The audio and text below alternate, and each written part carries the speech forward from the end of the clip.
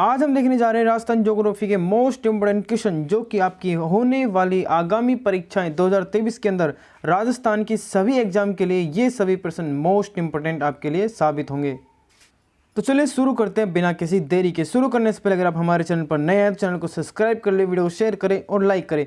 पुनः बता दूं, सभी प्रश्न आपके लिए महत्वपूर्ण है और आगामी सभी राजस्थान के एग्जाम के लिए ये प्रश्न मोस्ट इंपोर्टेंट है। तो देखिए, पहला प्रश्न आता है हमारा यहाँ पे, भोराट का पठार निम्नलिखित में से किस जिले में स्थान है या फिर किस जिले में विस्तृत है। देखिए, पहला ऑप्शन है हमारे पास Rajasthan Ajmer, option number second है राजसमंद भीलवाड़ा, तीसरा है उदयपुर या डूंगरपुर और चौथा है उदयपुर या फिर राजसमंद।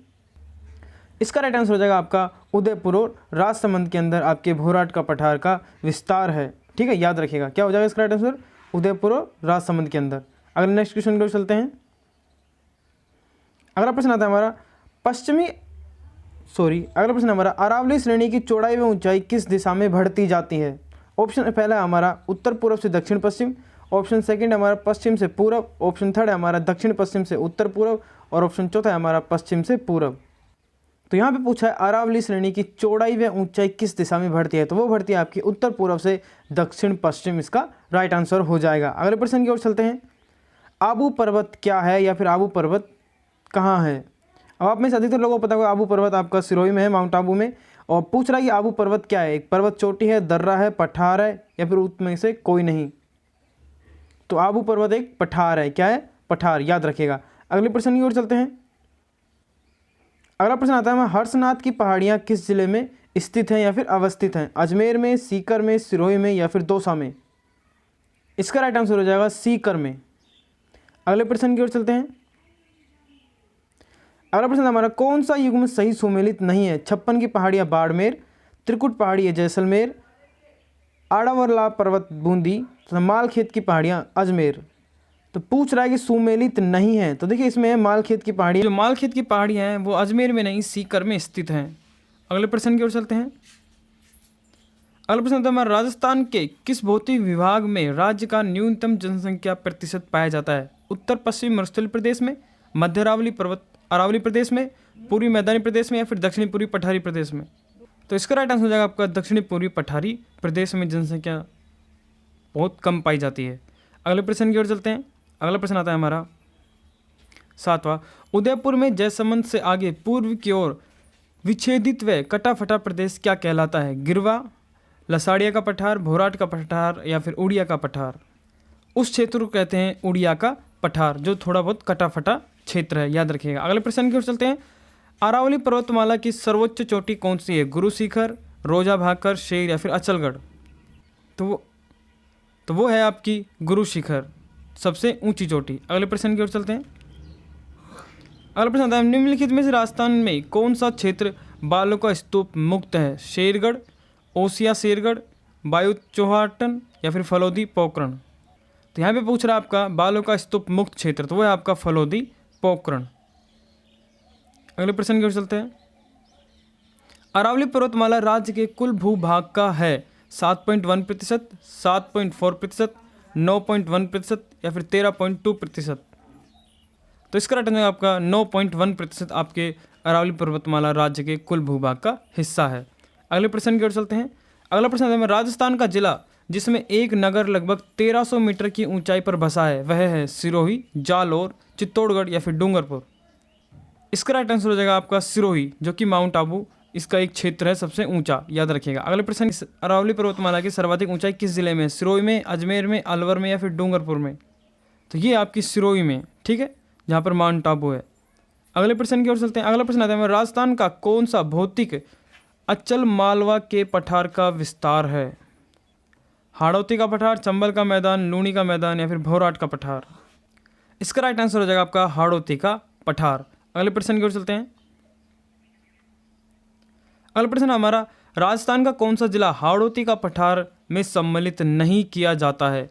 दौसा, कोटा, बारां या फिर झालावाड़। किस जिले को राजस्थान के हाड़ौती पठार के अंदर सम्मिलित नहीं किया गया है। तो कोटा भी है, बारां भी है, झालावाड़ भी है, दौसा इसका राइट आंसर होगा, क्योंकि दौसा को सम्मिलित नहीं किया गया है। अगला प्रश्न की ओर चलते हैं। अगला प्रश्न हमारा राजस्थान के किस क्षेत्र में विंध्य पठार का विस्तार है। उत्तर पूर्वी, दक्षिणी पूर्वी, दक्षिणी या फिर दक्षिण पश्चिमी। तो इसका राइट आंसर हो जाएगा आपका दक्षिणी पूर्वी विंध्य पठार का विस्तार है। अगले प्रश्न की ओर चलते हैं। अगला प्रश्न आता है, राजस्थान में विंध्य कंगार क्षेत्र किस प्रकार के चट्टान से निर्मित है? ग्रेनाइट, सेकंड आपका क्वार्टजाइट, बालू का पत्थर, या फिर बेसाल्ट का बना है? तो आपकी जो विंध्य कंगार क्षेत्र है वो आपके बालू का स्तूप यानी बालू का पत्थर का बना है, याद रखिएगा। अगला प्रश्न आता है हमारा, गोंडवाना प्रदेश राजस्थान के किस वृहद भूभाग आकृति का विभाग का भाग है? पूर्वी मैदानी प्रदेश का, पश्चिमी शुष्क प्रदेश का, हाड़ौती का पठार का, या फिर घग्गर प्रदेश का? इसका राइट आंसर हो जाएगा पश्चिमी शुष्कतम प्रदेश का। अगले प्रश्न की ओर चलते हैं। अगला प्रश्न आता है हमारा, निम्नलिखित में से कौन सा नदी बेसिन राजस्थान के पूर्वी मैदानी प्रदेश का भाग नहीं है? Banas Banganga basin, Chambal basin, Madhyamahi basin, या फिर लूनी बेसिन? पूछ रहा है कि वह बेसिन जो पूर्वी मैदानी प्रदेश का भाग नहीं है। तो इसका राइट आंसर है आपका लूनी बेसिन। ठीक है। अगला प्रश्न आता है हमारा, मालपुरा करौली का मैदान भाग है माही बेसिन का, बाणगंगा बेसिन का, चंबल बेसिन का, फिर बनास बेसिन का? तो इसका राइट आंसर हो जाएगा बनास बेसिन का भाग है। अगला प्रश्न आता है हमारा, चारों ओर से पहाड़ियों से घिरा हुआ उदयपुर बेसिन को स्थानीय भाषा में किस नाम से जाना जाता है? भांकर, गिरवा, भोराट, या फिर बागड़? तो उस क्षेत्र को गिरवा के नाम से जाना जाता है। अगला प्रश्न आता है हमारा, राज्य में डेक्कन ट्रैप के शैल समूह विद्यमान है? डूंगरपुर उदयपुर में, नागौर जोधपुर में, झालावाड़ कोटा में, या फिर चित्तौड़गढ़ भीलवाड़ा में? तो इसका राइट आंसर हो जाएगा आपका झालावाड़ और कोटा में। अगले प्रश्न की ओर चलते हैं। अगला प्रश्न हमारा, राजस्थान में स्थित थार का मरुस्थल किसका अवशेष माना जाता है? गोंडवाना लैंड का, अंगारा लैंड का, टेथिस सागर का, या फिर लूनी नदी का? तो जो आपका मरुस्थलीय प्रदेश है वो आपका टेथिस सागर का अवशेष माना जाता है, याद रखिएगा। अगला प्रश्न आता है हमारा, पिलाया झील राजस्थान के किस भौगोलिक आंचल में स्थित है? ये राजस्थान पुलिस कांस्टेबल में पहले आ चुका है 2018 के अंदर। ऑप्शन है हमारे पास अरावली पर्वतमाला, थार का मरुस्थल, हाड़ौती का पठार, या फिर पूर्वी मैदानी प्रदेश?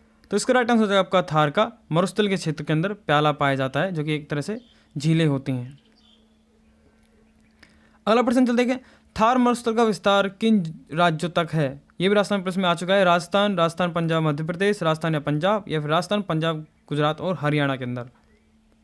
पूछ रहा है थार के मरुस्थल का विस्तार किन किन राज्यों के अंदर है? तो आपके देखिए राजस्थान के अंदर भी है, पंजाब और गुजरात और हरियाणा, इन चारों राज्यों के अंदर आपके थार का मरुस्थल का विस्तार है। वो बात अलग है कि नहरों की सिंचाई के कारण अब वहाँ पे मरुस्थल नहीं दिखाई देता पंजाब के अंदर। अगले प्रश्न की ओर चलते हैं। प्रतापगढ़ किस क्षेत्र का भाग है? ये वन रक्षक 2013 में आ चुका है। कांठल का मैदान, भोराट का पठार, गोंडवाना लैंड, या फिर छप्पन का मैदान? इसका राइट आंसर हो जाएगा आपका कांठल का मैदान। अगले प्रश्न की ओर चलते हैं।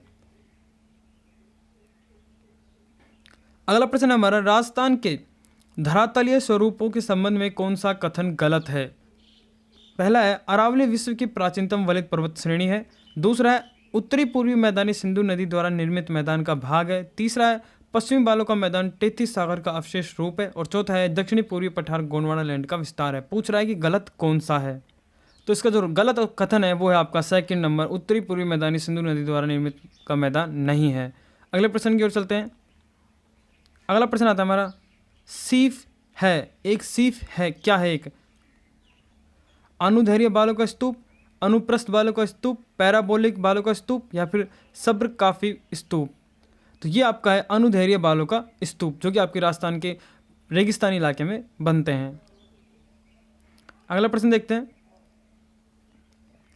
अगला प्रश्न आता है हमारा, राजस्थान के थार मरुस्थल में द्रष्टद्युति नदी की घाटी में किस प्रकार के बालू के स्तूप चिन्हित होते हैं? रेखीय या पवनानुमा, तारा बालू का स्तूप, पैराबोलिक बालू का स्तूप, या फिर बरखान बालू का स्तूप? तो वहाँ पे आपके तारानुमा बालू का स्तूप पाए जाते हैं। अगले प्रश्न की ओर चलते हैं। अगला प्रश्न आता है हमारा, पश्चिमी राजस्थान के रेतीले मैदान का कितना प्रतिशत क्षेत्र बालू का स्तूप मुक्त है? 41.5, 61.11, 18.6, या फिर 14.7? ये क्वेश्चन मोस्ट इंपोर्टेंट है। 41.5% है, याद रखिएगा। ये क्वेश्चन पूछा भी जा चुका है। अगला प्रश्न की ओर चलते हैं। और अंतिम प्रश्न, भारत के थार मरुस्थल का कितना प्रतिशत भाग राजस्थान में विद्यमान है? 40%, 52%, 75%, या फिर 62%? तो ये आपका है 62%, याद रखिएगा। तो ये सभी थे आपके कुछ महत्वपूर्ण प्रश्न जो कि आपकी आगामी सभी परीक्षाओं के लिए मोस्ट इंपोर्टेंट होंगे। अगर इसी तरह की और वीडियोज आप चाहते हैं तो कमेंट बॉक्स में मुझे कमेंट कीजिए, तथा किस सब्जेक्ट के लिए आपको मोस्ट इंपोर्टेंट क्वेश्चन चाहिए वो कमेंट बॉक्स में कमेंट कीजिए। नए आए चैनल को सब्सक्राइब करें, वीडियो को शेयर करें और लाइक करें।